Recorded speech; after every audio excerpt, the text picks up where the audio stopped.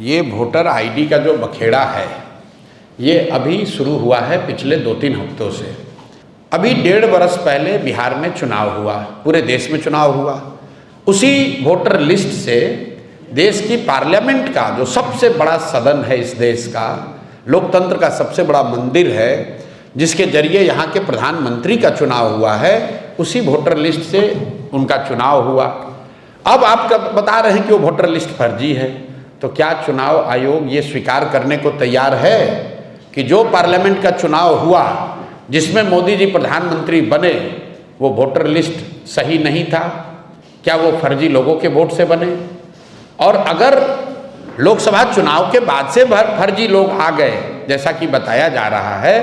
सूत्रों के हवाले से कि नेपाली और बांग्लादेश के बहुत सारे लोग बिहार में वोटर लिस्ट में अपना नाम घुसा लिए हैं या बिहार में आके रह रहे हैं, तो इसका दोष, इसका जवाब भी एनडीए की सरकार को ही देना होगा। क्योंकि लोकसभा चुनाव के बाद बिहार में मोदी जी की और नीतीश जी की ही सरकार है, तो आपने ये कैसे अलाउ किया कि बांग्लादेश से लोग आकर यहाँ रह रहे हैं? आपका प्रशासन क्या कर रहा है?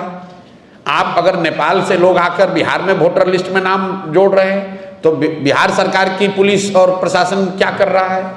तो भैया किसी भी तरीके से वो आर्ग्यूमेंट देंगे, ये यही साबित होगा कि गलती उनकी है।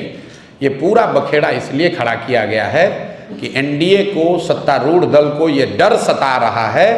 कि 30-35 बरस के बाद बिहार में लोगों को एक नया रास्ता दिख गया है, और खासकर उन लोगों को जो प्रवासी मजदूर हैं, जो गरीब हैं, जो इस व्यवस्था से के मारे हुए लोग हैं, जिनको इस व्यवस्था और इस भ्रष्टाचार से की वजह से जिनका जीना दूभर है,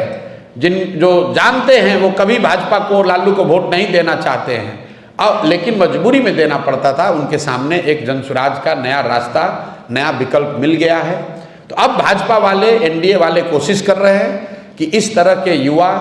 इस तरह के प्रवासी मजदूर या समाज के वो वर्ग जो भाजपा एनडीए के खिलाफ वोट देने वाले हैं, उनको वोटर लिस्ट के शुद्धता के नाम पर उनको परेशान किया जाए और जहां तक हो सके उसका नाम काटा जाए।